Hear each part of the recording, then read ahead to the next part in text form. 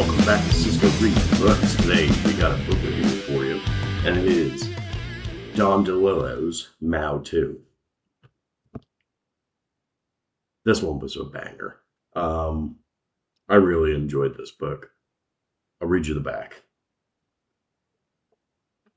One of the most iconic, intelligent, grimly funny voices to comment on life in present-day America. Don DeLillo offers an extraordinary novel about words and images, novelists and terrorists, the mass mind and the arch-individualist. At the heart of the book is Bill Gray, a famous reclusive writer who escapes the failed novel he has been working on for many years and enters the world of political violence. A nightscape of Simtex explosives and hostages locked in basement rooms. Bill's dangerous passage leaves two people stranded, his brilliant, fixated assistant Scott, and the strange young woman who is Scott's lover, and Bill's. So, yeah, we follow Bill as the reclusive writer, and he, throughout the book, kind of compares and contrasts the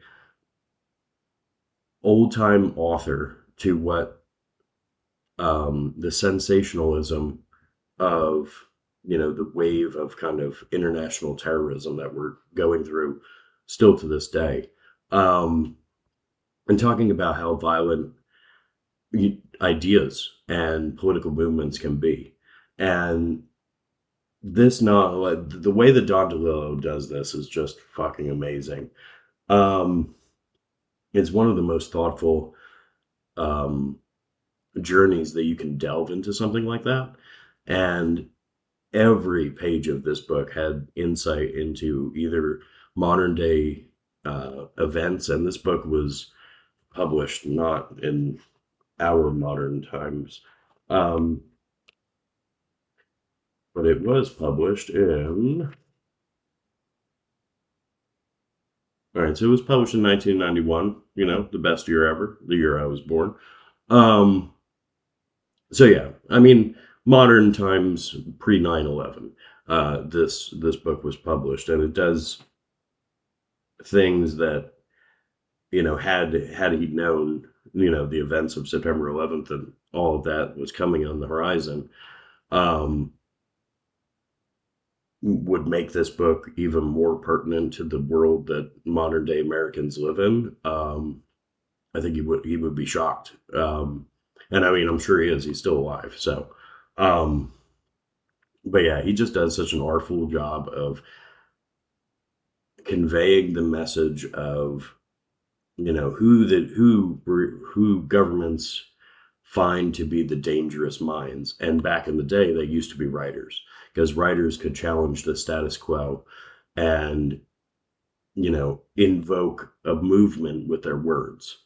And how it's shifted now to kind of the more political, violent actors that we have out there, terrorists and stuff, and how they use images and their own messages to now take the place of what writers used to be as, kind of the most dangerous minds out there. And it's just a really heartfelt look at like where America was going into the 90s, and just an amazing view of the problem of international terrorism, the problem of propaganda used by means of art, and just so in depth and so meaningful of a book that it's just amazing. As far as other Don DeLillos, I don't think I've read a better one. I think this is neck and neck with White Noise, but I'm thinking Mao 2 has a slight edge. So I think this is probably my favorite Don DeLillo, and probably one of my top books of the year. This was fantastic. I did have a hard time getting through Some of it just because I've been fighting off this illness for a while, and I'm finally getting back to feeling a little bit better. And I finished it today in, I don't know, probably like a 3 hour reading session. I just blasted through it, and yeah, it is a phenomenal novel. Just full of character, full of life, full of even like when we're not talking about the main topic of the book, like there's elements of society that he touches on with just the rampant infidelity and the changing kind of culture of monogamy and stuff like that. And it's just like, this guy can fucking write a story that tells you so many different things, that like for experienced people, like experienced readers, like you read these novels and you're like, I generally pick up everything the first time. But with Don DeLillo, he's continuously making me know as soon as I close the book that this is going to be a reread for next year. So I mean, White Noise was definitely that, and Mao 2 was definitely that. The one that fell on its face was the football inspired one. Um, but everybody has an off day, and I'm sure that would have been a great novel if I was a football guy and not a hockey guy, because just a lot of the terminology for football shit went over my head. Because I haven't been involved in American football in fucking forever. Um, but yeah, Mao 2 is just fantastic. If you want a deep novel that'll give you thrills and down moments, philosophical or philosophical underpinnings, and just going through problems that we see in society. And it might not just be American society, it might be worldwide. I don't know. But it definitely speaks to American society in a way that I think resonates. And for it being published in 1991 was so much ahead of its time. And it's still so damn relevant today, more so probably than it was in 1991.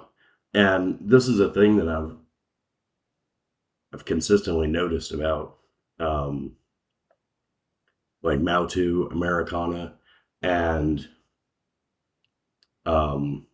White Noise, is that they were so ahead of their time that they're still in the relevance of American society. So like the stuff that he's pointing out, he's just fearless in what he points out. And that point, the guy has fucking balls, dude. Like he's saying shit that nobody else is saying. And it's just wonderful to see a writer do that and be like unapologetic, but show both sides, where it's not, a right versus left thing, or this side or that side. It's not polarizing people. It's just pointing out the flaws, and it's up to you as the reader to interpret those as you will. And that is so important nowadays, because I think a lot of books have lost that shit, where they cannot be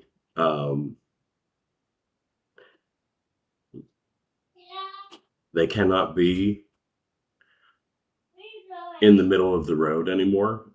So it's important that we have that unbiased look at just the facts of life. And it's like I said, this is one of my best reads of the year. Obviously, it is. I've taken almost 10 minutes talking about it, and just it's amazing. If you read one Don DeLillo, I would say either do White Noise or Mao 2 as your first experience with him. White Noise is probably a little bit easier for genre readers, as far as like science fiction and the post-apocalyptic dystopian kind of readers. But if you're like a thriller reader and you like military thrillers, I would say it's kind of far from that. But it has elements of a thriller at points, which I won't go into because it kind of spoils some of the book. But it's just phenomenal. It's a book that you should definitely read. If you're an American, read this book because it shows you the deep issues that we have, not only facing, modern day terrorism, but facing just, monogamy and society as a whole, and just the indifference that is so prevalent nowadays between, political ideologies or what have you. Everything's so tribalistic now, and it just shines a light on all of that, and it's so refreshing to see that somebody has the balls to say this shit. So, Don DeLillo, thank you. Another amazing novel. Um, I don't know what we're going to be reading from Don DeLillo next. I'm kind of between uh, Zero K, which is his kind of near future novel about recycling people, or Point Omega, which is kind of a shorter novel that he has about a writer or a war contractor that goes to live in the desert with his daughter. So either one of those could be the next read. I don't know if they're going to happen in July. My TBR is kind of full for July as it is. We'll see how good of a reading month it is. It might be one of my mood reads.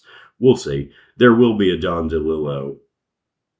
If not in July, then definitely in August, and maybe a couple of them. So until next time, read, because reading is fundamental.